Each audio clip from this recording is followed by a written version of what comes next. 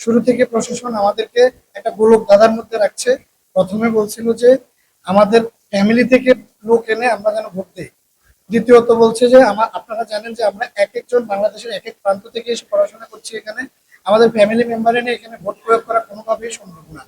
দ্বিতীয়ত বলছে যে প্রশাসন এখানে শিক্ষার্থী দিয়ে ভোট দেওয়া যাবে, কিন্তু সেটা যেন 24 ঘন্টা আগে অনুমতি নেওয়া হয়। এখন নির্বাচনী প্রচারণায় সবাই ব্যস্ত, আমরা কাকে এখন নিশ্চিত করে অনুমতি নেব, এবং এটা আমাদের পক্ষেও কিন্তু সম্ভব না।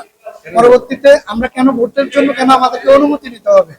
পরবর্তীতে প্রশাসন আরেকটা সিদ্ধান্ত নিল যে আমরা প্রত্যেকে একই ব্যালট বক্সে এসে এখানে ভোট দেবো।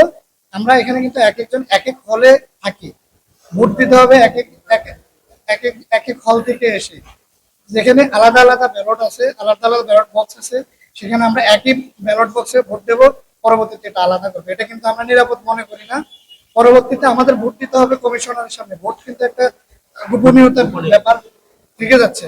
সেখানে আমরা যদি 3 জন কমিশনারের সামনে ভোট দেই, আমাদের গোপনীয়তা এখানে রক্ষা হচ্ছে না। আর আমাদের যে ভোট আমরা এখানে দিচ্ছি, পরবর্তীতে আমাদের ভোটের সাথে যে অন্য কারো ভোট ইনক্লুড করা হবে না, সেখানে কিন্তু আমরা নিশ্চিত নই। আমরা ব্রেল পদ্ধতিতে ভোট দিতে চেয়েছিলাম, কিন্তু প্রশাসন সুযোগ থাকার পরেও আমাদের এই সুযোগটুকু দেয়নি।